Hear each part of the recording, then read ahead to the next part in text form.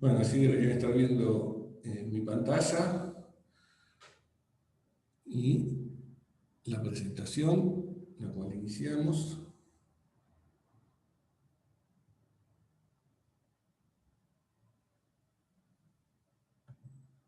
Me estaría apareciendo el puntero, no sé qué pasó.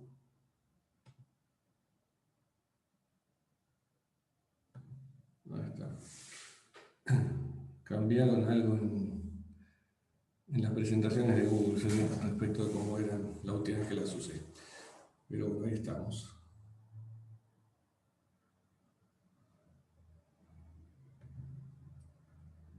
Bueno, entonces, bueno, este es el título de nuestra materia. Mi nombre hacia abajo. La clase práctica va a seguir a continuación y nuestro equipo de auxiliares, JTP y ayudantes se van a presentar en ese momento. Y como dije, ahí van a hablar del tema del campus, cómo es ese tema, para anotarse así. Bueno, empecemos entonces directamente con los temas de la materia. Y la primera noción que de la cual vamos a hablar es la noción de carga eléctrica.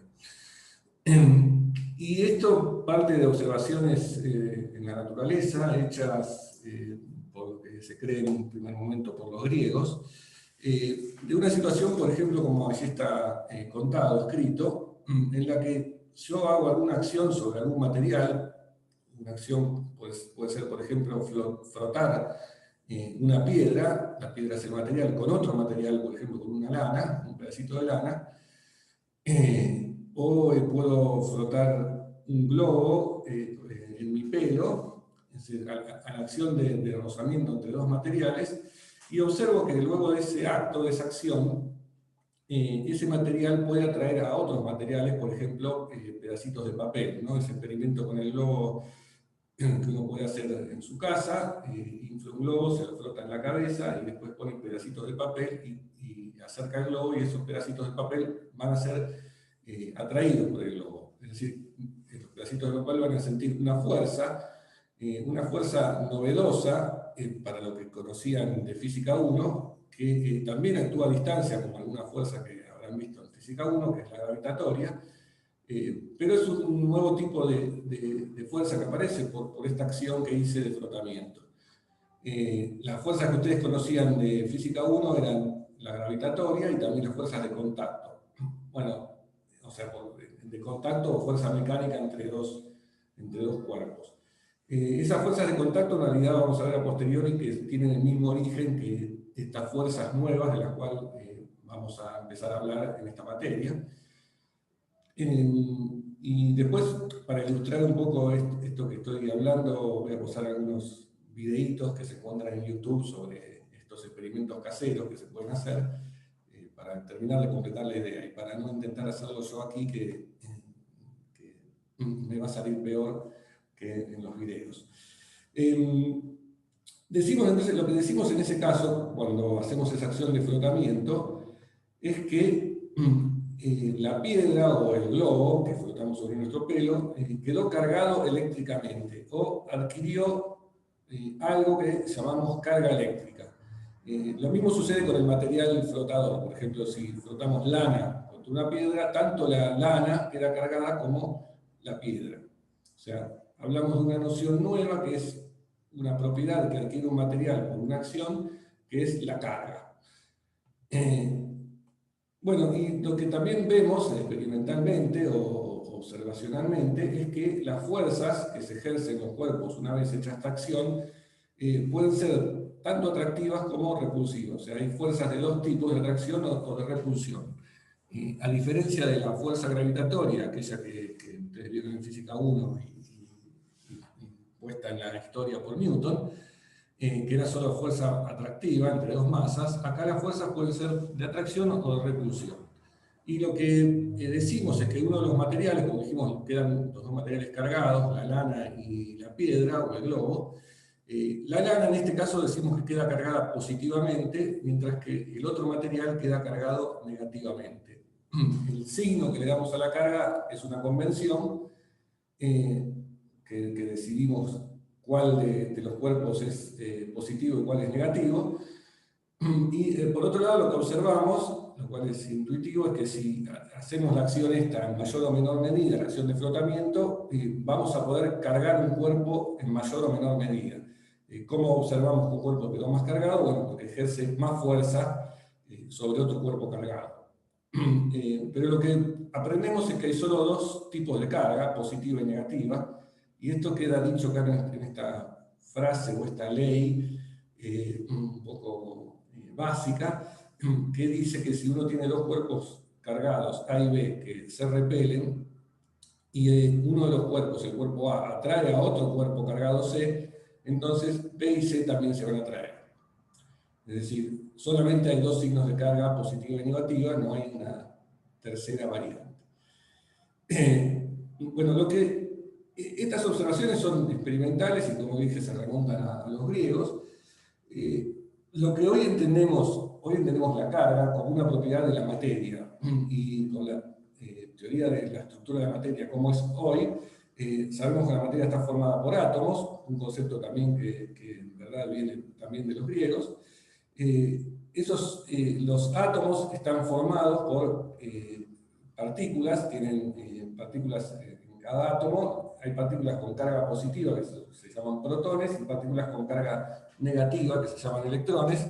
Además hay otras partículas en un átomo que son los neutrones, que son partículas sin carga. Otra observación que sabemos en la actualidad y de la teoría de la materia en la actualidad es que la mínima carga que puede tener un cuerpo es la carga de un electrón. Es decir, la carga está cuantizada, en verdad, se cuenta por unidades, y la unidad más pequeña de carga es la carga de un electrón, que vamos a indicar con la letra E, y como decidimos por convención que la carga del electrón es una carga negativa, decimos que la carga de ese electrón es menos ese valor E. Mientras que la carga del protón es igual y opuesta a la del electrón, pero positiva, ¿no? Exactamente por ser opuesta. Entonces la idea está de que cuando frotamos la lana o el pelo contra el globo, o la lana contra la piedra, lo que estamos haciendo en verdad es arrancando electrones, en el caso de frotar la lana contra la piedra, de los átomos de la lana. Al arrancar los electrones de los átomos de la lana, lo estamos transfiriendo a la piedra. La piedra entonces queda cargada negativamente porque recibe un exceso de electrones, y la lana, que perdió electrones, queda cargada positivamente. Estamos asumiendo en todo este razonamiento que la materia estaba inicialmente neutra, no había carga, y de nuevo, entonces, por acción del frotamiento cargamos la materia, y una de las cosas se carga positivamente y la otra se carga negativamente. Entonces, esto de que la materia esté en estado neutro es también una observación experimental. Y entonces lo que decimos es que en general la materia está en estado neutro, como dice acá, porque los átomos tienen un balance exacto de cargas positivas y cargas negativas, es decir, en todos los átomos en estado neutro, repito, hay el mismo número de electrones que de protones, entonces por eso tienen carga neta cero. Y tenemos que hacer alguna acción sobre esos átomos, sobre los cuerpos que están formados por átomos, para cargarlos. Bien, bueno, como les dije, tenía algunos videos, unos cuantos, para mostrar algunos de estos experimentos. Veamos alguno.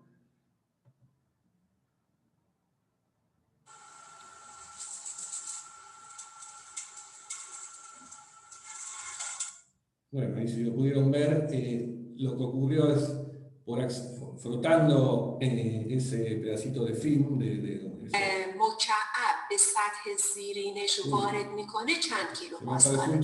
خب ببینید نیرویی که اینجا وارد میشه.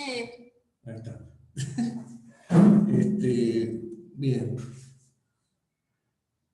Bueno, perdí el puntero, pero vamos a otro video.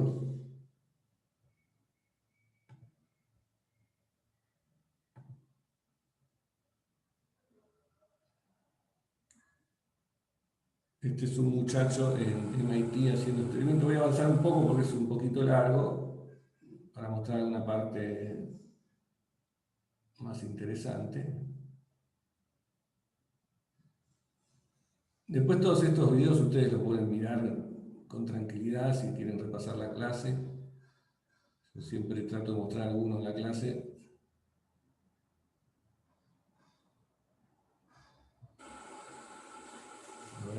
Bueno, ahí está flotando con ese pedacito de lana, no sé qué es, y lo que hace flotar esa barra, y va tocando ese globo metálico, y lo que está haciendo cada vez que lo toca es traspasarle carga, ¿no? Cuando frota carga, y una vez que los cargó, como se ve entonces, se produce esa fuerza, en este caso de repulsión, ¿sí? Porque al transferirle carga, la misma carga del mismo signo al globo, que es lo que tenía la barra, los dos quedan cargados positivamente y se repelen.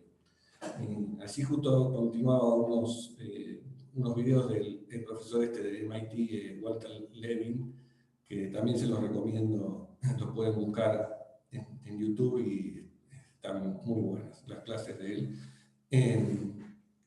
Que, bueno, nosotros ahora estamos dando clase también por videos, así que viene el cuento ese tema. Y a ver este otro video que tenía, bueno, este es un poco más. ¿Quieres mejorar tus ingresos? Ábrele la puerta a Bit.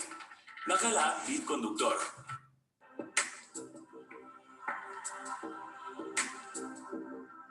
Este es un poco largo.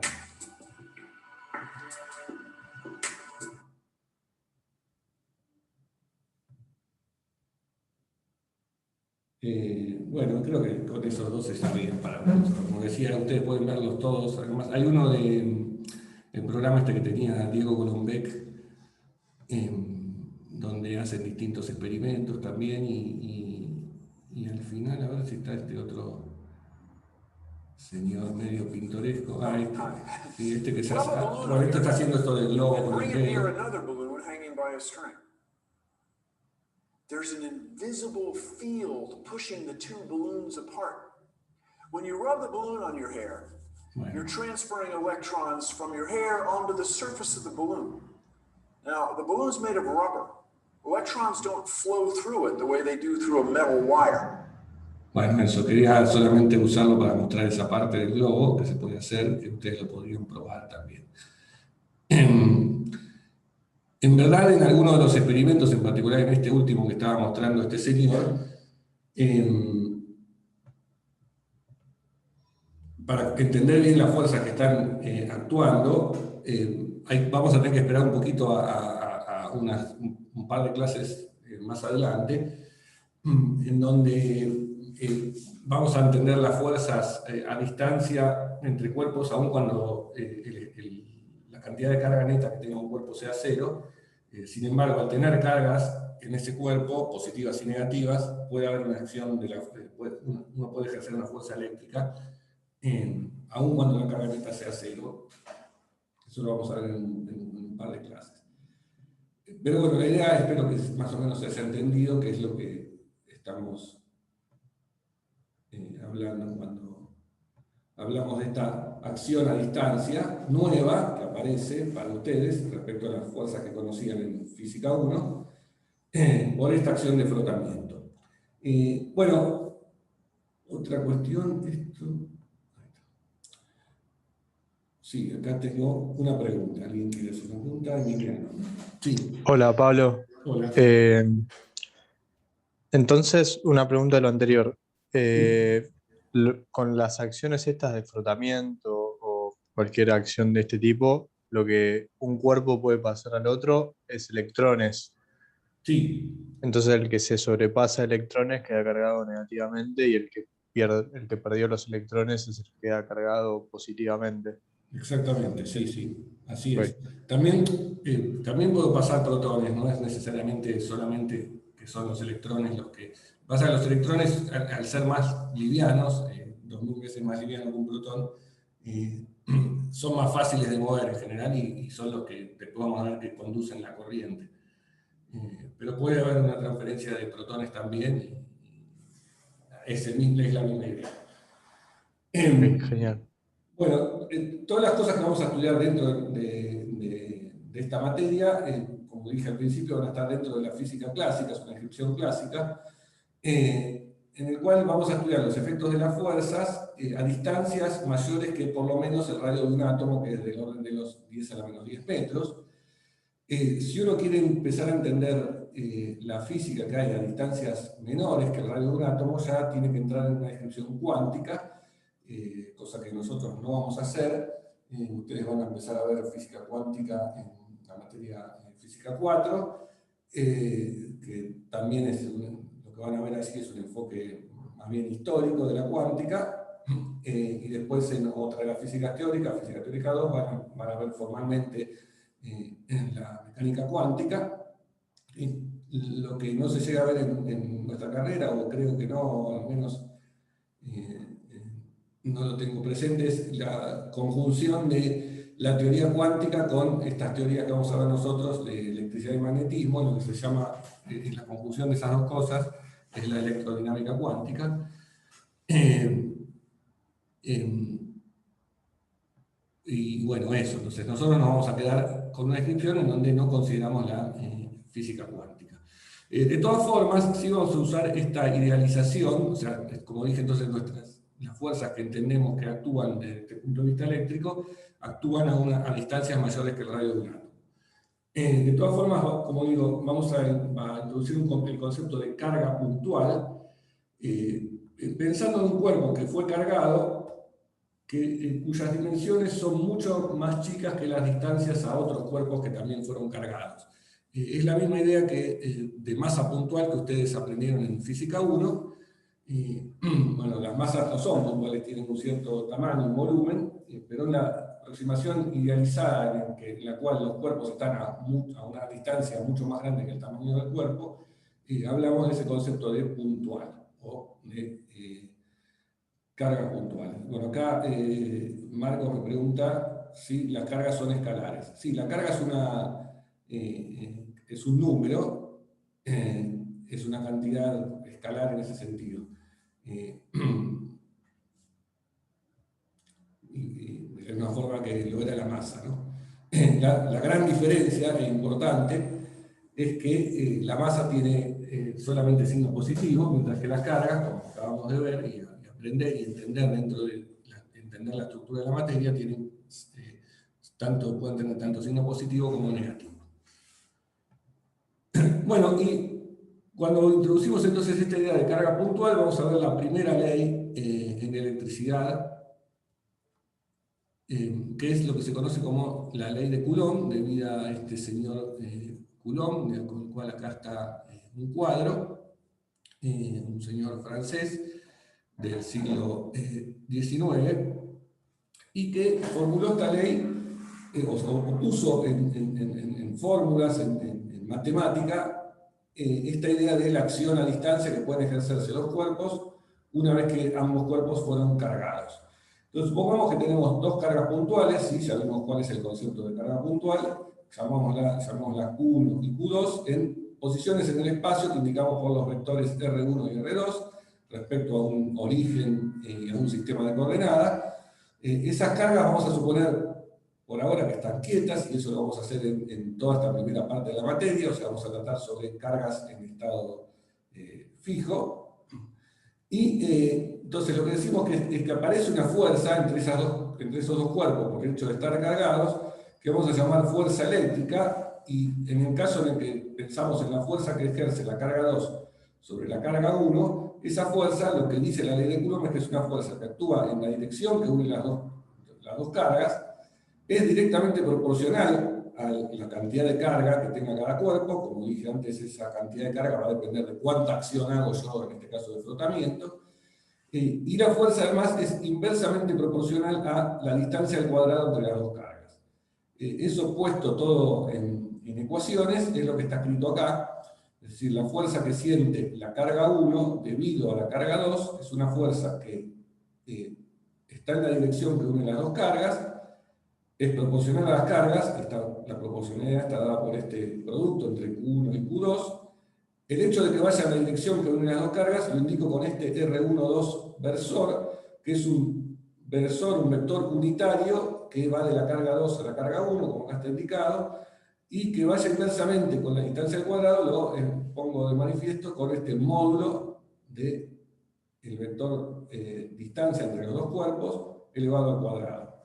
Esto se puede reescribir, si uno recuerda que un versor lo puedo escribir como el vector dividido su módulo, si eso me da el vector unitario en la dirección dada por ese vector, y entonces escribo este R12 versor como el vector R12 dividido su módulo, el módulo ese se me potencia respecto al cuadrado que ya tenía acá y me queda un módulo al cubo. Entonces, esta es otra forma alternativa de escribir esta ley de fuerzas entre estos dos cuerpos cargados. Explícitamente, si uno dice quién es este vector desplazamiento o distancia entre 1 y 2, y decimos que es el vector R1 menos el vector R2, esto también se puede escribir de esta última forma. ¿Sí? La proporcionalidad de las cargas y el vector R1 menos R2 dividido el módulo de ese vector al cubo. ¿Sí? La fuerza, entonces, eléctrica va con 1 sobre el radio al cuadrado o 1 sobre la distancia al cuadrado, así como queda claro de esta primera expresión. O sea, no hay que confundirse este cubo que aparece acá, porque hay también un vector acá arriba, entonces esto con esto me queda 1 sobre el radio al cuadrado. Bien. Bueno, y bueno, otra observación que hacemos es que como las cargas pueden ser positivas o negativas, estas fuerzas pueden ser, como dijimos hace un ratito, de atracción o de repulsión. Es decir, según el signo que tengan las cargas, si las dos cargas, por ejemplo, tienen el mismo signo, positivo podría ser, esta fuerza va a ser de repulsión. O sea, cargas de igual signo se repelen, la fuerza apunta hacia afuera. Si la carga 1 siente una fuerza de repulsión debido a la carga 2. Lo mismo pasa si las dos cargas son negativas. Si Q1 y Q2 ambas son menores que 0, el producto de dos cosas negativas me da algo positivo y la fuerza también es de repulsión.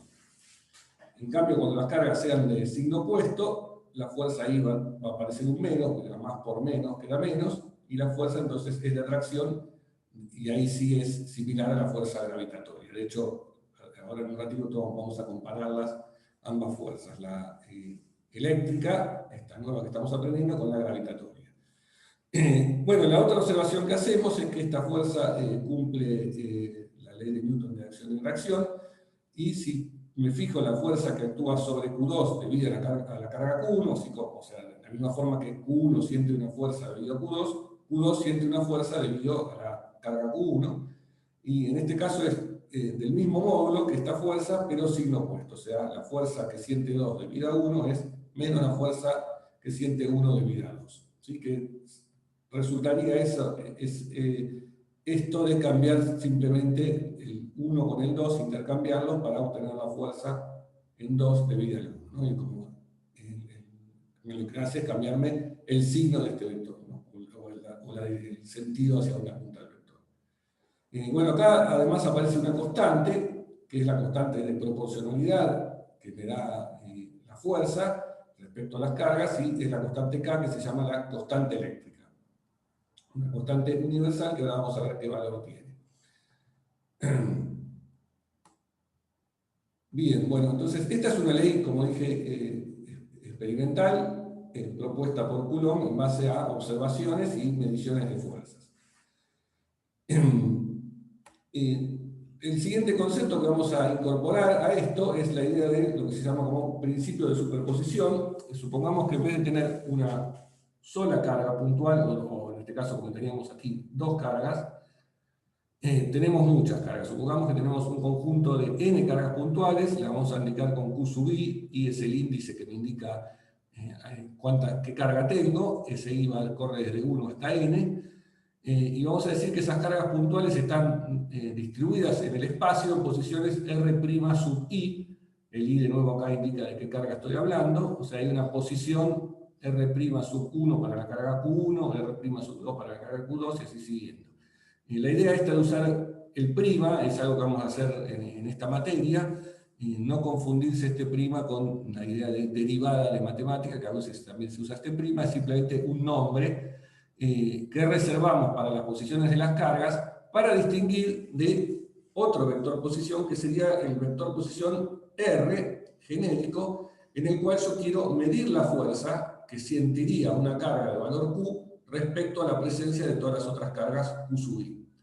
Es decir, si yo traigo una carga puntual Q a la posición R, y esa carga puntual la voy a llamar carga de prueba, esa carga Q va a sentir una fuerza eléctrica sobre ella, y lo que dice el principio de superposición, esa fuerza es la suma de las fuerzas que ejerce cada una de las cargas Q sub I. ¿Cuál es la fuerza que ejerce cada carga Q sub I? Bueno, es la fuerza dictada por la ley de Coulomb, que está escrita acá. La fuerza que va a sentir la carga Q debido a la carga Q es el producto de las dos cargas por la constante eléctrica, por el vector distancia entre la posición R, en donde yo estoy mirando la fuerza, menos la posición de la carga R' sub I, dividido en módulo de ese vector al cubo. Y sumo sobre todas las cargas, ¿no? Porque eso es lo que me establece el principio de superposición. O sea, la fuerza es la suma de cada una de las fuerzas que ejerce cada carga sobre esa. ¿Correcto? Bueno, asumo que todo eso no genera dudas porque no las están diciendo. Bien. Bueno, entonces esa sería la fuerza eléctrica, esta fuerza nueva que vemos que aparece cuando los cuerpos están cargados. Ahora una nota respecto a las unidades. Esto lo voy a hacer frecuentemente cuando formulemos alguna ecuación e introduzcamos conceptos nuevos. Vamos a ver las unidades que tienen esos conceptos. Y en este caso, lo que vamos a usar en toda la materia es el Sistema Internacional de Unidades, o SI, que está basado en el antiguo MKS, en el cual se refería a las unidades fundamentales de distancia, que el metro, masa, que el kilogramo, y tiempo es el segundo. Bueno, en este sistema, que incorpora otras unidades, además de metro, kilogramo y segundo, la unidad de carga se conoce con el nombre de Coulomb, en honor al señor Coulomb, que fue el que formuló esta ley por primera vez de fuerza eléctrica. Esta unidad Coulomb a veces se traduce al español como coulombio, y queda un poco una unidad, un nombre ridículo. Hay varias unidades que utilizan nombres de científicos de la época y se cambian en castellano a algo distinto, como Joule y Julius, que ustedes conocían por ahí de Física 1. Bueno, y la unidad esta de carga, más allá de esta anécdota, el Coulomb es tal que lo que uno dice para definirla es que la fuerza entre dos cargas que tengan un Coulomb a 1 metro de distancia es este número, 8,9875, 10 a la 9 newtons. Si es una fuerza, está medida en newtons. Y este número, en realidad, lo que está fijando es cuál es el valor de la constante eléctrica. Es decir, si decimos esto, al definir la unidad, el Coulomb de esta forma, lo que estamos en realidad diciendo es cuánto vale la constante eléctrica, que es exactamente este número, ¿sí? Porque si yo traigo dos cargas unitarias, o sea, de 1 Coulomb a 1 metro de distancia, la fuerza que van a sentir las cargas es esta. Si las dos cargas son de 1 Coulomb y están a 1 metro de distancia, la fuerza, lo que me va a dar es K, la cantidad K en newtons. Y esa cantidad K, entonces, como decimos, medible, es este número. Vamos a aproximar por el número 9, en vez de, para no usar tantos decimales. Y con esto entonces queda definida su unidad. Una nota que quería mencionar, acá me pregunta Gastón, es como muy fuerte, me parece a mí. Sí, efectivamente, ahora vamos a ver, en realidad uno lo puede ver de esa forma, diciendo, bueno, es una fuerza muy grande, o que la unidad de carga, el Coulomb, es una cantidad de carga muy grande. Ahora lo vamos a charlar ese tema, pero efectivamente son fuerzas intensas o más intensas de las que venían acostumbrados ustedes de Física 1. Bueno, lo que quería comentar es que en realidad en el sistema internacional, en el nuevo sistema internacional, la unidad fundamental no es la unidad de carga, sino es el ampere, que es una unidad de corriente. Cuando veamos corriente vamos a introducir esa unidad, que es el ampere, que en realidad es carga por unidad de tiempo. Y entonces el Coulomb, que es una unidad de carga, se va a definir, en el nuevo sistema se define como ampere por segundo. Y acá les puse dos links a un póster sobre el sistema internacional de unidades actual, y un link también al mismo lugar, al INTI, el Instituto Nacional de Tecnología Industrial, en donde es la entidad el Instituto Nacional encargado de mantener las unidades y las unidades patrón, lo que se usaba antes como unidades patrón, y de que nada, eso esté ordenado, aunque parezca raro.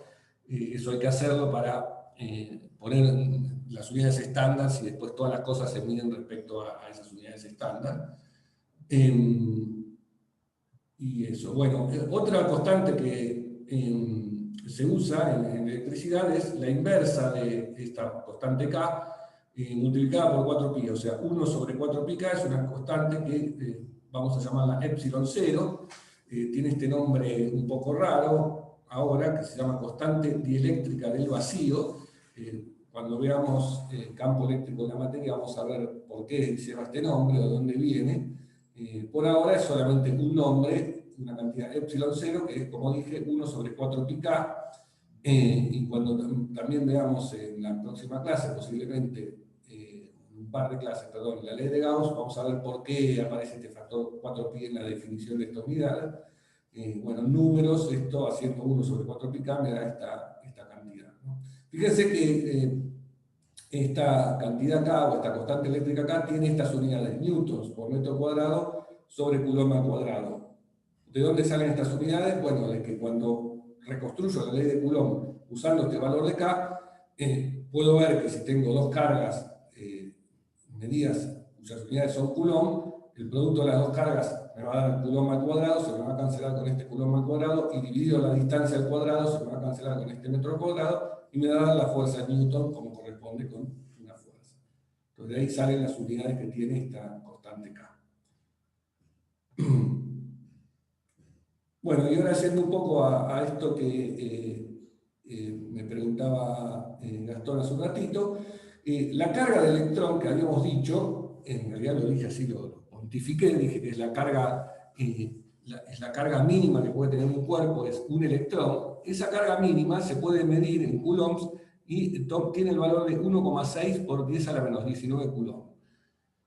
Sí, lo cual uno lo puede leer de dos formas. Puede leerlo como que, bueno, la carga del electrón es algo muy chiquito, efectivamente es la mínima cantidad de carga, el cuánto de carga, pero también lo puedo ver como qué unidad grande es el coulomb, porque un coulomb entonces equivale a la carga de 10 a la 19 electrones, o sea, una cantidad muy grande de electrones para conseguir algo que esté cargado de un coulomb. Es decir, que si yo quiero cargar un cuerpo por acción de frotamiento, hasta llegar a un coulomb voy a tener que frotar bastante para arrancarle 10 a la 19 electrones.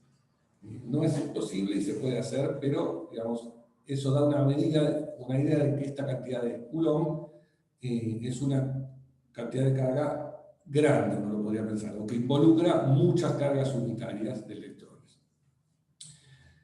Bueno, pero por otro lado, lo que quiero ahora remarcarles es hacer una cuenta, creo que interesante e importante, que después es algún ejercicio que está en las prácticas, que tal vez esto que yo les cuento ahora lo repiten en las prácticas. A veces puede pasar eso, que repitamos cosas en las prácticas, no viene mal porque uno refuerza las ideas que vio en una clase, quizás un poco más rápido, y por ahí remarcándolo dos veces, uno lo asimila más, por lo menos a mí me pasaba eso cuando estaba estudiando la carrera.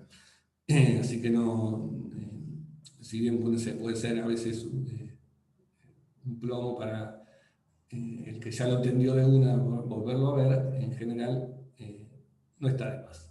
Bueno, entonces esto que les voy a contar es una comparación entre el valor de la fuerza eléctrica entre dos cuerpos comparado con la fuerza gravitatoria.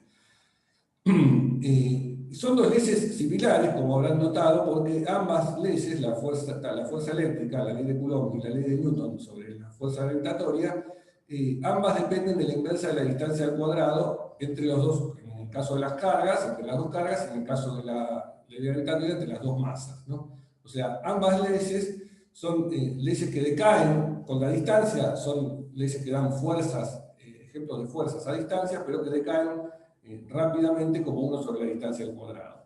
Lo que se puede ver es que si uno compara la fuerza gravitatoria entre dos cuerpos, con los mismos cuerpos, si están cargados y compara con la fuerza eléctrica va a dar mucho más mayor. Bueno, para hacer esa comparación, por ejemplo, supongamos que queremos medir o queremos comparar la fuerza eléctrica entre un protón y un electrón.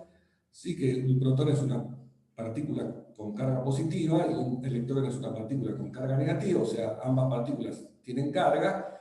Y comparemos la interacción gravitatoria, que además, como el protón y el electrón tienen masa, también existe una interacción gravitatoria entre ellos.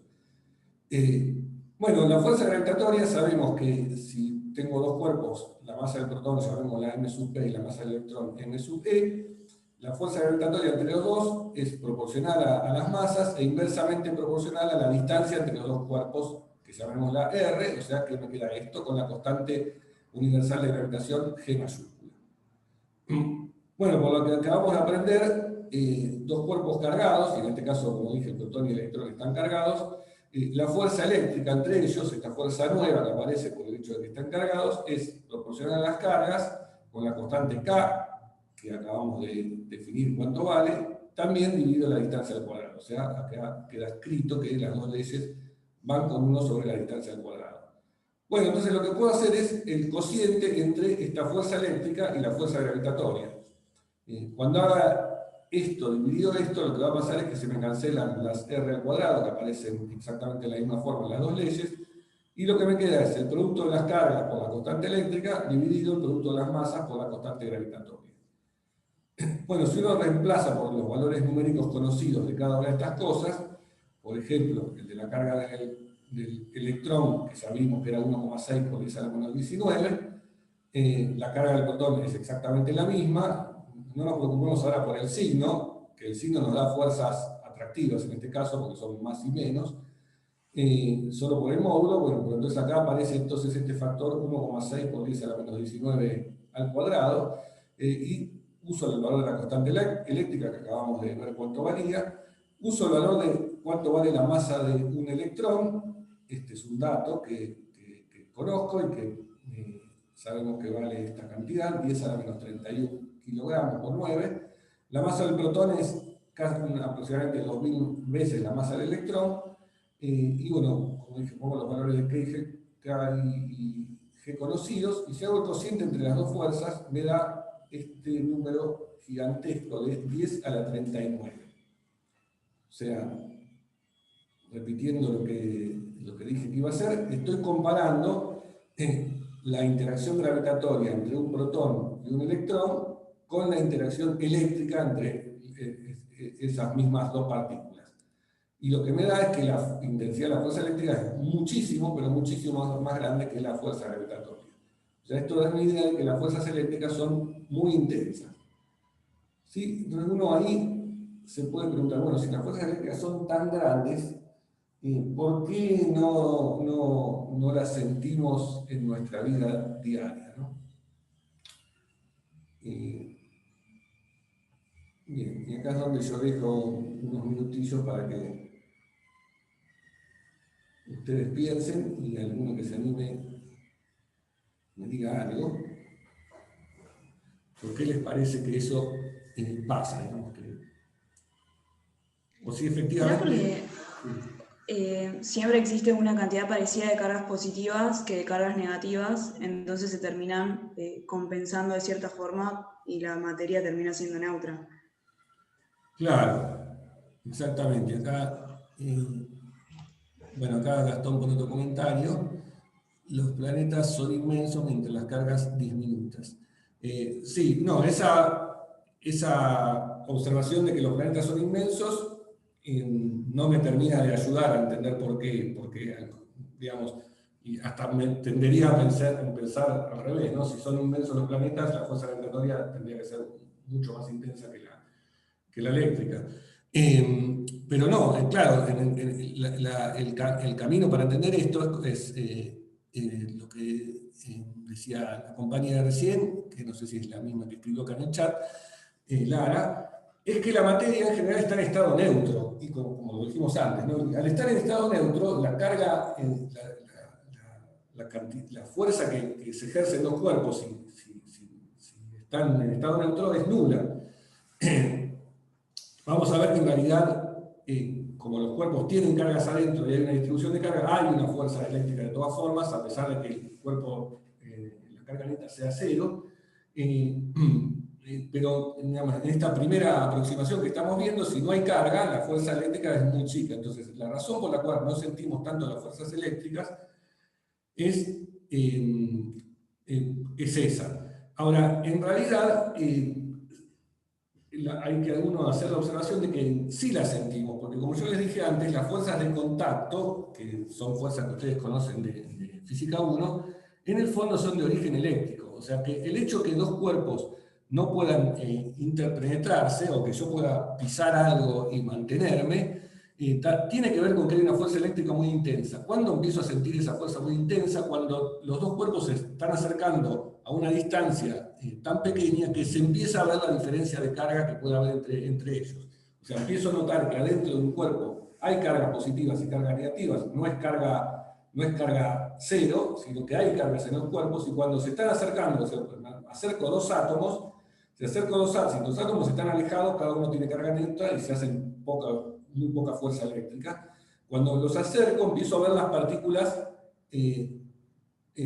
cargadas ya, y esas partículas cargadas se quieren repeler. En el caso de dos átomos que estoy acercando, los electrones que están en la parte externa del átomo me impiden que los electrones que están en el otro átomo se junten, ¿sí? Claro, esa sería la definición de tocar algo, por ejemplo. Bueno, y acá me pregunta Marco sobre los relámpagos. Sí, eso está buenísimo, lo vamos a ver en no sé cuántas clases, vamos a ver incluso videitos de rayos y esas cosas. Esos son fenómenos eléctricos muy intensos en la naturaleza, pero que son, digamos, de tipo excepcional, que se dan por una muy fuerte acumulación de carga en algún lado, con una diferencia de carga muy grande entre dos cosas, en este caso entre la nube y la Tierra. Pero de nuevo, son fenómenos raros, más bien curiosos, ¿no? que es algo que ocurre en general con la electricidad y también con el magnetismo, y que tuvo que ver con el desarrollo histórico. Los fenómenos eléctricos, que sin embargo hoy sabemos que gobiernan toda nuestra tecnología, son fenómenos bastante peculiares o excepcionales que se dan, como el caso de los rayos. Más allá de que, como también acabamos de ver, estos fenómenos eléctricos son la explicación última de las fuerzas de contacto que están presentes todo el tiempo en nuestra vida y que digamos, lo damos por sentado, pero son en el fondo efectos eléctricos. Bueno, acá dice Tini, o sea, sin cargas la materia no existiría, o es una generalización muy fuerte. No, no es que sin carga, es que la carga es una propiedad de la materia, o sea, la materia tiene esa propiedad que llamamos carga, que nos explica las fuerzas a distancia que se pueden ejercer dos cuerpos, y yo no diría sin fuerzas eléctricas, sin fuerzas eléctricas. Sí, digamos, las fuerzas eléctricas existen porque la materia en general está compuesta por cargas. Y como dije, cuando esas cargas de alguna forma se compensan unas con otras, uno ve que las fuerzas eléctricas desaparecen. Pero en cuanto vemos la individualidad de cada carga, esas fuerzas eléctricas existen. O sea, es una propiedad de la materia. Si bien también hay partículas de materia, como los neutrones, que dije, como indiqué, que esas no tienen carga. Bien, entonces, la lección de esto que vemos es que las fuerzas eléctricas son muy intensas. En general, como la materia está en estado neutro, uno en un experimento no las ve tan fácilmente, tiene que hacer algo con los cuerpos para empezar a ver esa fuerza, como esa acción de frotamiento. Pero si uno quiere entender la estructura de la materia y cómo las cosas se ponen en contacto entre sí, ahí sí hay que echar mano de esta fuerza eléctrica muy intensa para poder entenderlo. Bueno, Bien, bueno, y ahora lo que vamos a hacer en esta siguiente parte, bueno, algo que no mencioné es, respecto a la organización de la clase, yo prefiero dar la clase en continuo, dado que la estamos haciendo por Zoom, y después van a tener un descanso entre teórica y práctica, así que no doy intervalo en el medio, más allá de que ustedes, yo no veo nada, los que están, así que son libres, por supuesto, de irse un ratito y volver y qué sé yo. Pero bueno, yo voy a seguir. Bien, bueno, entonces la idea que ahora quiero introducir es la idea de lo que se conoce como el nombre de campo eléctrico. Entonces supongamos nuevamente que tenemos n cargas puntuales Q sub i, donde este índice I numera las cargas desde 1 hasta n, en posiciones R' sub i. Sí, habíamos dicho que usamos el vector primado para indicar la posición de cada carga, y traemos esta carga puntual o carga de prueba Q a la posición R. O sea, lo mismo que dije hace un ratito, lo estoy repitiendo aquí. Entonces, sabemos que la fuerza eléctrica sobre la carga Q va a estar dada por la suma de las fuerzas de Coulomb que le ejerce cada una de estas cargas Q sub i. Bueno, vamos a definir esta cantidad vectorial, o este campo vectorial que llamamos campo eléctrico, generado por esta configuración de cargas Q sub i, a el siguiente campo vectorial construido como el cociente entre la fuerza eléctrica dividido el valor de la carga de prueba. O sea, acá aparece en la fuerza el valor de la carga de prueba, yo paso esta carga de prueba, la podría sacar de factor común en esta sumatoria porque no depende del índice I, la saco de factor común, me queda Q por la sumatoria esta, y paso el Q dividiendo, y me queda una cantidad que solo depende de los valores de las cargas que tengo en cada posición del espacio de R' sub i y del punto en el que estoy mirando. O sea, esto me define lo que se conoce como campo vectorial, que ustedes lo conocen de las matemáticas. Es decir, este campo vectorial que llamamos E mayúscula, y lo llamamos campo eléctrico, es una cantidad que en cada punto del espacio R me da un vector cuyas tres componentes, si uso componentes cartesianas, están dadas por esta suma de vectores. ¿Correcto? Bueno, a esa cantidad entonces le llamo campo, y es la idea de que en cada punto del espacio tengo definido ese campo. Bueno, fíjense que este campo eléctrico, que yo definí así, no depende entonces del valor de la carga que traje, de la carga de prueba Q, ¿sí? Porque no aparece acá la carga de prueba Q. En realidad, a veces, en algunos libros está contado de esta forma. Uno lo que tiene que decir es que si yo traigo esa carga de prueba Q, como esa carga, ese cuerpo tiene carga, va a afectar a las otras cargas y capaz que las hace mover y cambiar de lugar. ¿Por qué? Porque ejerce una fuerza, así como esa carga siente una fuerza debido a las cargas Q sub i, cada carga Q sub i siente una fuerza debido a la carga Q. Bueno, vamos a suponer que cuando traigo esa carga de prueba no modifico ninguna posición de las cargas que esas que tenía distribuidas en el espacio.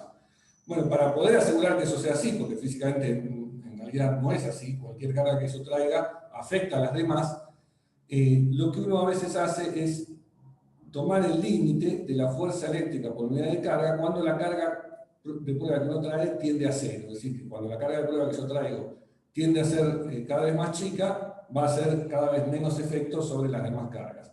Pero a veces en algunos libros aparece definido el campo eléctrico como F sobre Q en el límite cuando Q tiende a cero. ¿Sí? Eso no cambia nada en esta fórmula, porque justamente en esta fórmula no aparece Q.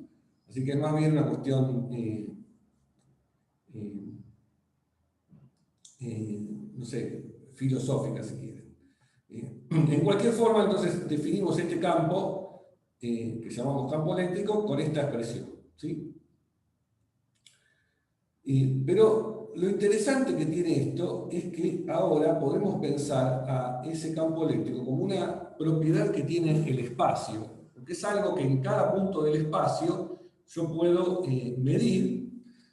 ¿Cómo lo mido? Bueno, trayendo una carga a ese punto del espacio y haciendo la cuenta de la fuerza que siente esa carga dividido la carga. O sea, es una cantidad que en cada punto del espacio yo puedo medir y que depende de la distribución de cargas que lo generó y que nos dice, como dije recién, cuánto vale la fuerza eléctrica que siente una carga de prueba Q si la traemos a esa posición R. Bueno, si yo definí el campo eléctrico como F sobre Q, la fuerza que va a sentir esa carga de prueba Q va a ser Q por E. ¿Sí? O sea que el campo eléctrico pasa a ser una propiedad del espacio, tal que si yo traigo una carga de prueba a ese punto del espacio, me dice cuánto vale la fuerza sobre esa carga. ¿Cuánto vale? Vale Q por E en ese punto del espacio. Y entonces la idea de que es una propiedad del espacio es una idea de que lo que uno está también, o puede pensarlo de esta forma, es que el campo eléctrico existe aun cuando yo no traiga ninguna carga de prueba para medirlo. O sea, tiene una existencia real, más allá de que yo después, para medirlo, tenga que hacer algo, tenga que tener una carga, o tenga digamos, el observador tenga que ejercer alguna acción. Y no me voy a meter en estas cosas que después van a ver en cuántica, de que las cantidades que uno observa, los observables, siempre uno perturba el sistema cuando lo va a medir, ¿no? Y toda esta cosa filosófica sobre qué es lo que existe o qué es lo que no existe. Bueno, acá no la vamos a hacer porque, como dije, vamos a quedarnos con este punto de vista bien clásico y filosóficamente clásico y decir que existe algo allí, aunque yo no lo mida, y ese algo, en este caso, dado una distribución de cargas, lo voy a llamar campo eléctrico.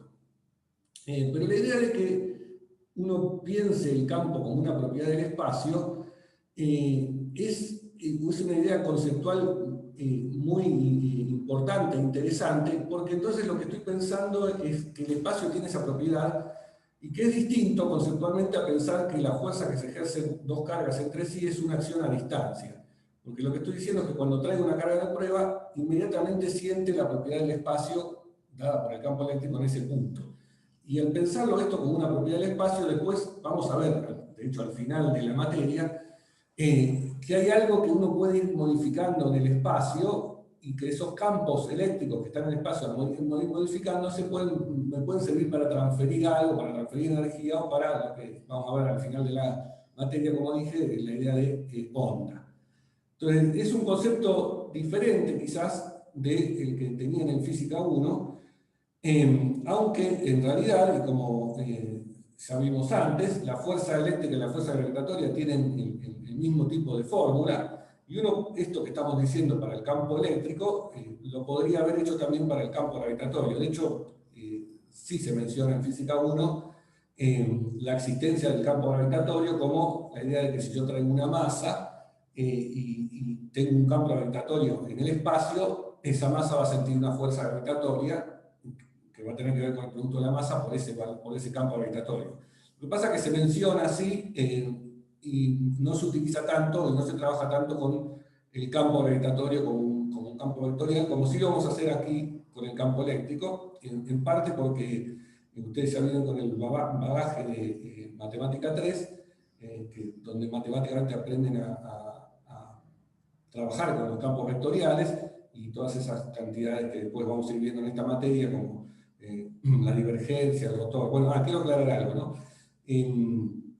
O sea, en esta materia vamos a usar mucho de esa matemática, por eso entiendo que han cursado esa matemática, pero todos los conceptos que necesitemos los vamos a revisitar y explicitar de nuevo ahora dentro de la física, pero quizá con no tanto rigurosidad matemática, pero lo vamos a hacer. Acá estamos idealizando el medio en el que están las cargas. Sí, acá, por ahora todo lo que estamos hablando, estamos pensando que no hay un medio, que estamos en vacío.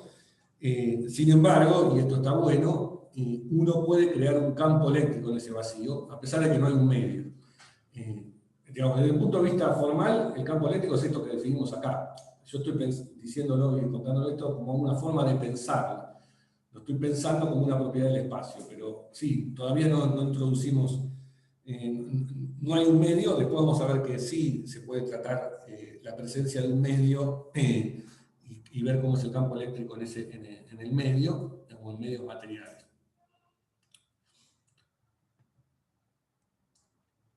Bien. Bueno, entonces este es el campo eléctrico que ya lo tenemos definido. Podemos ver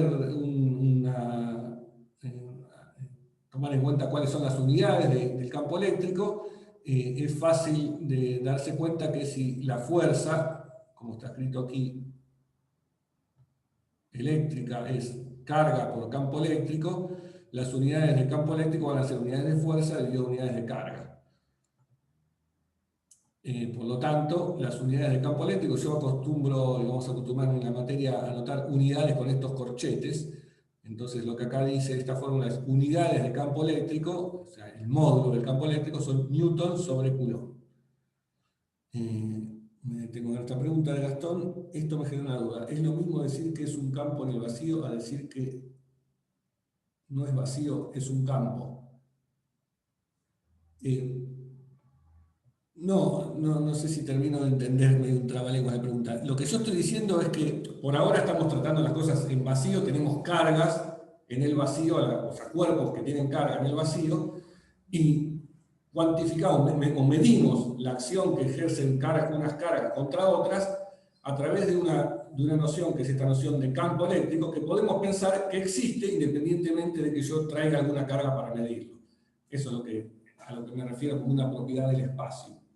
Es decir, el campo eléctrico está definido a través de una carga de prueba. Yo, ¿cómo lo defino? Midiendo la fuerza eléctrica que siente esa carga de prueba, dividido la carga en cada punto del espacio. Pero una vez que ya lo construí así, puedo pensar que esa cantidad, campo eléctrico, ese campo vectorial, existe independientemente de que yo traiga la carga para medirlo. A eso es lo que me refiero cuando digo es una propiedad del espacio.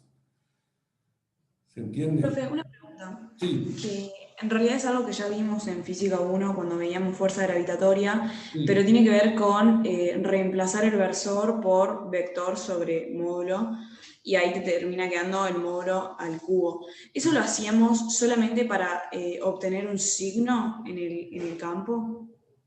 No, eso es para dejar escrita la fórmula o la expresión sin versores, porque Claro. es una cuestión matemática, yo no quiero dejarlo con versores, y entonces Claro. con vectores. Así que Perfecto. sí, para que se vea bien, justo acá tengo un ejemplo. Pensemos en el caso que tengo una sola carga puntual, Q sub 0. O sea, dije hace un ratito, pensábamos en el caso que teníamos muchas cargas, Q sub 1, Q sub 2, Q sub 3 hasta Q sub n, y vimos cuánto era la presión del campo eléctrico generado por esas cargas. ¿Sí? Es esta...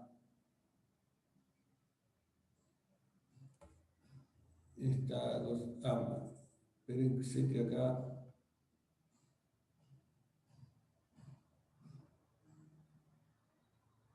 Bueno, acá Matías hace un comentario, es más conveniente en el laboratorio trabajar con las posiciones en lugar de... eso es para responder la pregunta de recién. Y después Marcos deja el link del grupo de WhatsApp para los que quieran unirse. Muy bien. Yo no me voy a unir así, nadie me pueden criticar y decirme todas las cosas. O después se pasan el final y todas esas cosas. Está todo bien. Buenísimo.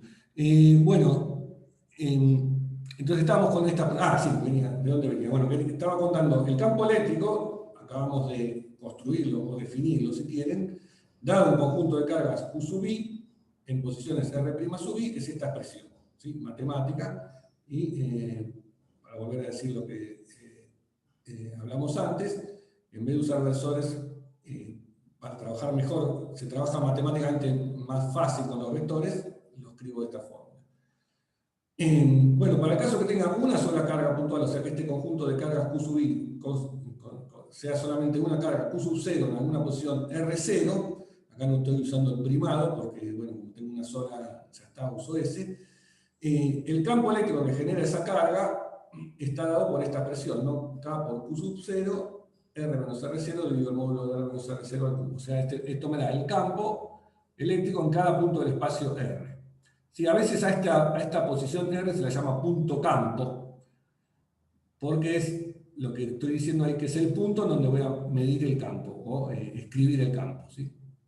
Pero bueno, esto como es un campo vectorial, tiene, en coordenadas cartesianas, tiene 3 componentes, ¿sí? Tiene componentes a lo largo del eje X, a lo largo del eje Y y a lo largo del eje Z. Y además depende de 3 coordenadas, que son las 3 coordenadas cartesianas, en este caso si uso ese sistema. Como vamos a ver en los ejercicios, a veces pueden usar otro tipo de coordenadas, como cilíndricas o esféricas, o polares si estoy solamente en el plano, que sería el equivalente a cilíndricas si me quedo solamente en el plano. Bueno, entonces en cartesianas, esta expresión, ¿cómo serían las 3 componentes? Esto escribámoslo al menos alguna vez. Bueno, las 3 componentes son, la componente X de esto es X menos X0, o sea, la componente X de este vector, y el módulo este al cubo lo puedo escribir como el módulo de un vector, que es la suma de sus componentes al cuadrado, todo raíz cuadrada, o sea, todo a la 1 medio. Como acá lo tengo que elevar al cubo, entonces me queda elevado a la 3 medios, ¿sí? Entonces, este factor que aparece acá en el denominador es el módulo de R menos R0 al cubo, ¿sí? Fíjense que estas son las componentes de R menos R0, ¿no? X menos X0, Y menos Y0, Z menos Z0.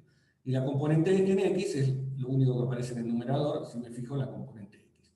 Idem, la componente Y va a ser lo mismo, pero cambiando X acá por Y. Abajo es de nuevo el módulo, o sea que esto queda igual, y la componente queda esto, ¿sí? O sea, decir que el campo eléctrico es un campo vectorial, es decir, que si estoy trabajando con coordenadas cartesianas, tiene 3 componentes a lo largo de cada uno de los ejes, y la expresión de cada componente es esto que está acá. Bueno, en particular, si la carga Q0 está en el origen, o sea, en el que elijo el origen del sistema de coordenadas justo donde está la carga Q0, entonces ahí la posición de esa carga, R sub 0 va a ser 0, y queda la expresión esta de campo eléctrico que teníamos antes, este R sub 0 es 0, o sea que esto se me va, esto también, me queda R dividido módulo de R al cubo, ¿sí? Que es esto que está escrito acá.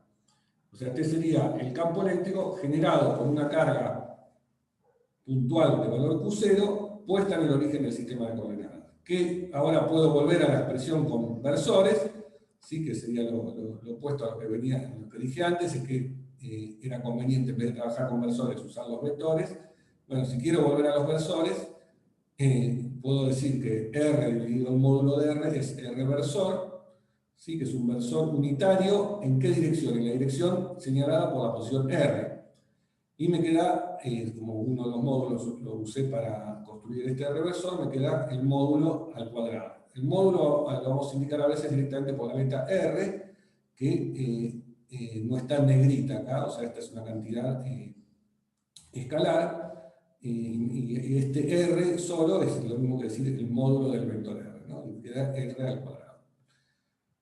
Bueno, fíjense que este es un campo radial, central, que sale desde el origen. Y una cosa que uno puede hacer es representar gráficamente este campo vectorial con líneas, con lo que se llaman las líneas de campo, que son líneas que yo dibujo acá, por ejemplo, para una carga positiva puesta en el origen de coordenadas, esto es en el caso en el que Q sea 0 positiva, son líneas que me indican la dirección de la fuerza en cada punto del espacio que yo me pare. O sea, si yo me paro en este punto, esta línea me está indicando que la fuerza que va a sentir una carga, si yo la coloco en este punto, es una fuerza radial hacia afuera en este caso, ¿sí? Porque estoy pensando que la carga de prueba es positiva, entonces si yo traigo una carga de prueba positiva aquí, va a sentir una fuerza de repulsión a lo largo del radio, o de la línea radial que une la carga que me genera el campo con la carga de prueba que yo traje.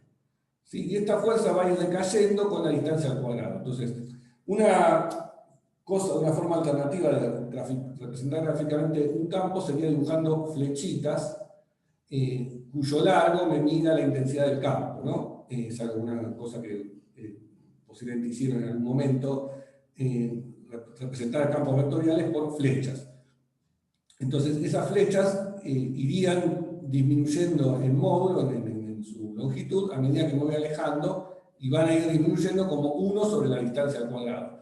A medida que me acerco, tendría que ir creciendo y aumentando las líneas. El tema es que si me acerco justo hasta el origen, hasta donde está la carga, este campo se me va infinito. ¿Sí? Entonces tendría que dibujar un vector acá muy largo para representar eso. Bueno, lo que uno hace es no considerar ese punto singular y no dibuja justo el vector campo en ese punto, porque además recordemos que estamos pensando que las cargas son puntuales, que eso es una idealización. En realidad, cuando me acerco demasiado a una carga, voy a empezar a ver que en realidad las cargas están distribuidas, y eso que va a quedar para la clase que viene, distribuciones de carga, va a hacer que ese infinito que yo veo que debido a esta idealización se vaya. ¿Sí? Bueno, pero en vez de dibujar vectores que me indiquen, cuya intensidad me indique, cuyo largo me indique la intensidad del campo eléctrico, lo otro que se puede hacer es dibujar, como estaba diciendo hace un ratito, estas lo que se llaman las líneas de campo, que son líneas tangentes a el campo eléctrico en cada punto del espacio. Y para dar una idea de la intensidad del campo eléctrico, lo que se hace es dibujar, es cuantificar la intensidad del campo por la densidad de líneas por unidad de longitud.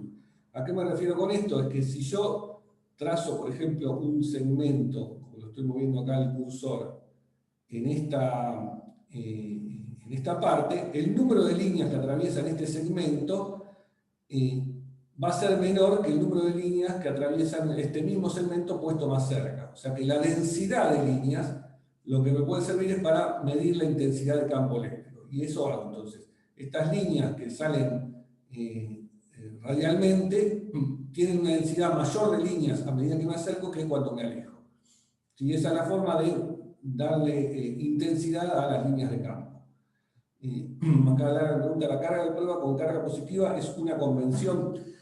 Sí, es como defino el campo eléctrico pensando que la carga de prueba que traigo es positiva para darle el signo. Sí, sí, es una convención. Es una decisión, si quiero. Entonces, si yo tengo una carga positiva, el campo eléctrico que me genera esa carga positiva es un campo que sale realmente hacia afuera o es repulsivo.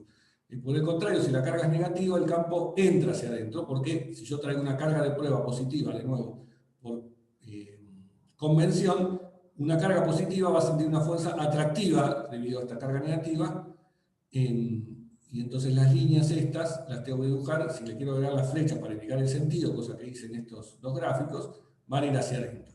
O sea, ambas son radiales, pero unas van hacia adentro, las otras van hacia afuera. Bien, acá Guadalupe me dice, no entendí lo de la densidad de líneas.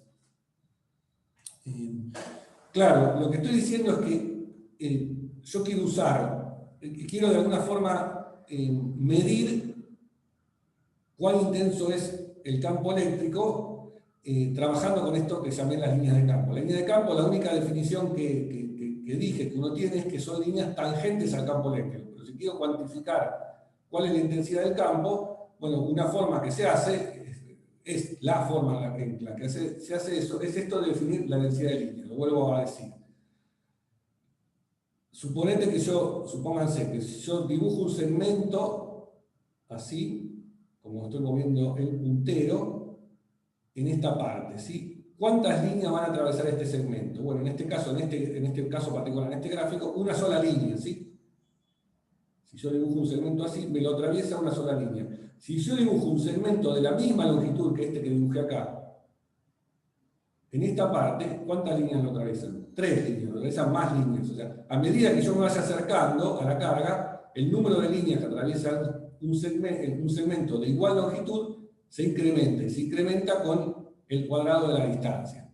Es decir, que, y con eso es lo que estoy queriendo decir con la densidad de líneas. O sea, acá hay más líneas por unidad de longitud que acá.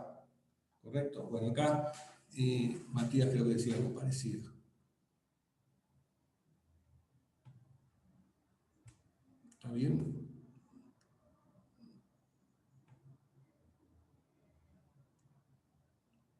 Sí, estaba haciendo lo mismo que dije yo. Gracias, igual. Está bueno que se ayuden entre ustedes también porque hace todo más dinámico, ¿no? Si no, hablo yo también. Que tengo un poco esa tendencia. Así que ustedes procuren detenerme cuando tengan dudas, con lo cual lo veo que lo están haciendo, porque me preguntan por el chat y eso. Así que vamos bien. ¿En qué estaba? Bueno, la línea de campo. Bueno, esto es una cosa medio matemática que a veces no termina de entenderse. No es tan grave, no pasa nada. En particular creo que no hay ningún ejercicio en las guías, en la parte práctica, en donde tengan que usar esto, pero nada, a nivel informativo, les cuento cómo matemáticamente uno puede construir las líneas de campo, utilizando esta idea de que son líneas que sean tangentes al campo vectorial. Es decir, esas líneas indican la dirección del campo que representan, ¿no? Este concepto de líneas de campo se usa no solamente ahora que lo estamos viendo en electricidad con el campo eléctrico, sino también en otras áreas de la física, como en la física de fluidos, que a veces yo termino siempre dando ejemplos de eso, por tendencia que es el área mía de trabajo, de investigación. Y bueno, lo que matemáticamente uno para definir una línea de campo, lo que entonces pide es que el diferencial sobre esa línea, llamémoslo d sub r, o sea, un desplazamiento sobre una línea, a eso me refiero con este dr, sea paralelo al campo. Eso es decir que una línea es tangente o paralela al campo, es decir que el desplazamiento sobre esa línea, que lo llamamos d sub r o diferencial r, sea paralelo al campo. Y dos vectores son paralelos si hay una constante proporcionalidad entre ellos, o sea, el vector dr de desplazamiento es proporcional al campo. Esto lo que me dice es que este vector delta r, que es el desplazamiento sobre la línea, repito, es paralelo al campo eléctrico. Bueno, decir esto en componentes es decir que este vector desplazamiento de sub r lo puedo escribir como un desplazamiento en x, de y y de z, y entonces decir que estos dos vectores son proporcionales es decir que el cociente entre la componente x de este y la componente x de este es igual al cociente entre la componente y de este y la componente y de este, igual al cociente entre la componente z de este y la componente z del campo. Todos son iguales a este valor lambda y es una cantidad fija. Esto es lo que se conoce como la ecuación de las líneas de campo, en este caso del campo eléctrico E.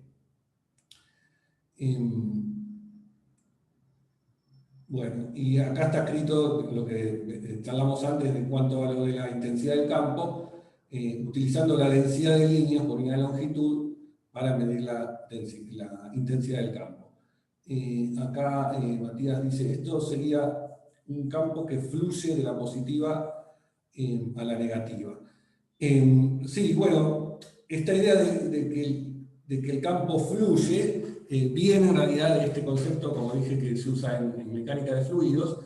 Esto justo está escrito acá abajo, es la idea de representar un campo mediante sus líneas de campo. Se usa el fluido para representar el campo de velocidades de un fluido. Ustedes lo van a ver en la materia estructura de materia 1, la idea de cuál es el campo de velocidad de un fluido, dicho rápido y pronto, uno si tiene un fluido, agua moviéndose, en cada punto del espacio puede medir la velocidad del agua en ese punto, o de las partículas que forman el agua en ese punto, y construir un campo vectorial de esa forma, midiendo la velocidad en cada punto del fluido. ¿Sí? Ahí en ese caso las líneas, como van a ver también en esa materia en estructura 1, hay distintas formas de representar el movimiento de fluidos, de un fluido, y una es utilizando líneas del campo de velocidades. Entonces ahí las líneas dan una idea de cómo el fluido se está moviendo.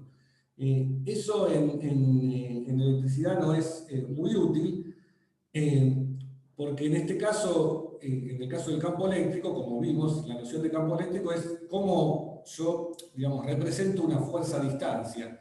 Y no hay y ese campo eléctrico, como dije, como charlamos justo hace un ratito también, hace un rato, es algo que existe aún en vacío.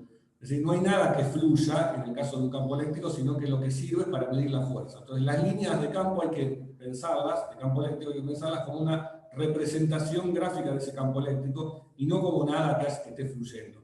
Hubo un intento de los científicos en su momento de pensar la electricidad como un fluido, o lo que se llamaban un fluido eléctrico, pero eso no funcionó y no sirvió de mucho. Bueno, me comía varios comentarios por hablar. acá Marcos preguntaba si lambda es la intensidad de líneas. No, lambda es la constante que me da cuenta de la proporcionalidad en el vector de desplazamiento y el campo eléctrico, y el otro vector, para medir para dibujar las líneas, ¿no? Entonces, acá, eso de anularse, podés verlo si te alejas mucho de la máscara, supongo que como tu cuerpo, en la imagen amplia es todo neutro, pero si te acercas a mirar a cada partícula, se ve el campo que fluye. Bueno, como dije, la idea de un campo que fluye, un campo eléctrico, no resultó muy útil. Sí es cierto la otra parte del comentario de que las fuerzas, si el estado de la materia es neutro, no las veo, pero cuando me acerco a las cargas sí las empiezo a ver. Y eso, ¿no? Ya lo habíamos hablado antes.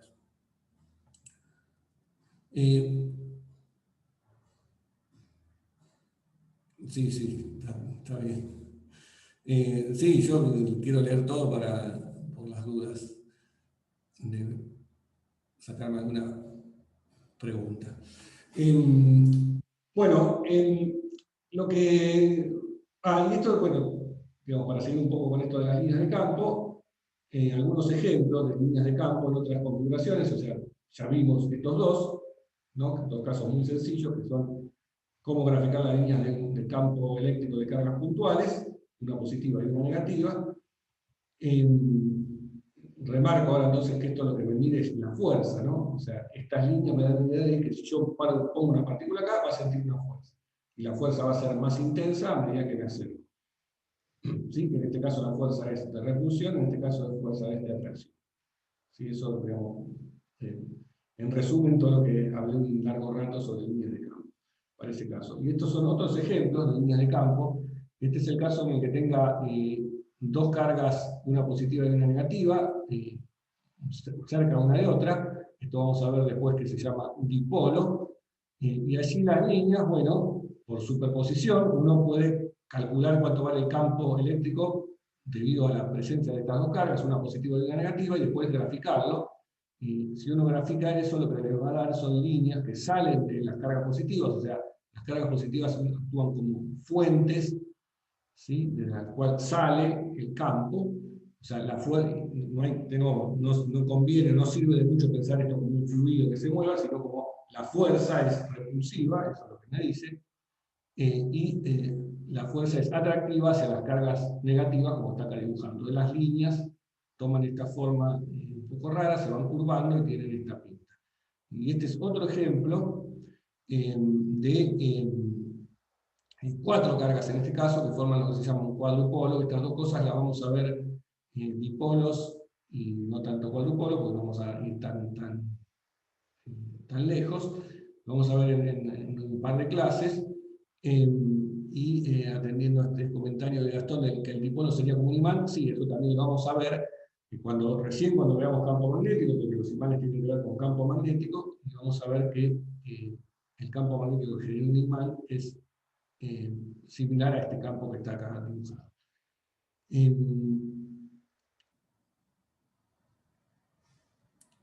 Claro, en teoría para graficar los campos lo que hay que hacer es esto que dice Guadalupe en esta cuenta. O sea, lo que hacemos es traer una carga de prueba y midiendo la fuerza, dividida la carga que traje en cada punto del espacio, suponiendo, como dije, que la carga esa de prueba que traje no me afecta a las otras cargas que me generaban en campo, y voy midiendo entonces en cada punto y voy de esa forma construyendo el campo eléctrico. Como dije, una forma era dibujar vectorcitos en cada punto y otra es dibujar estas líneas, que es un poco más complicado dibujar las líneas porque involucra esta ecuación, como la que vimos antes, es una ecuación de tipo diferencial.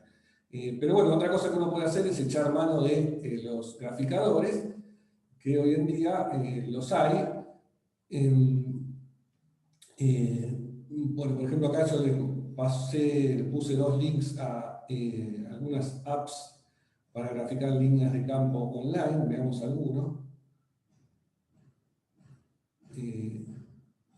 Este es un sitio donde uno puede jugar y dibujar líneas de campo de dos cargas. Entonces vean, yo a medida que la voy acercando a la carga van cambiando. Acá pueden cambiar la intensidad de las cargas. Está acá en la carga 1, creo que la positiva tiene valor 2, la carga 2 tiene valor menos 1, o sea, no son iguales, no es el mismo ejemplo de antes. Si yo pongo acá 2 y menos 2, ahí recupero el ejemplo de antes. Bueno, no es el único graficador, como dije acá, acá hay otro.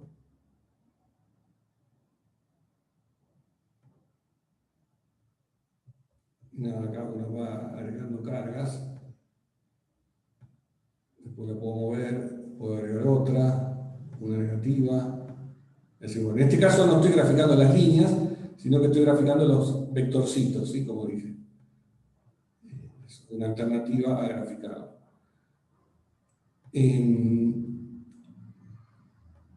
Bueno, eso también uno lo puede hacer si sabe un poco de programación, y esto me da pie para contarles que otra cosa que vamos a hacer en la materia es ver algunas cositas de programación en Python.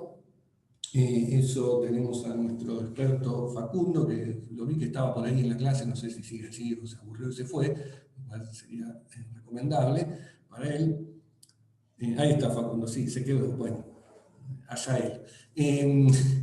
Seguramente él, bueno, siempre hace algún tutorial de este lenguaje Python. Yo voy a usar en la teórica algunos programitas en algunas de las clases que me ayudó a hacer Facundo para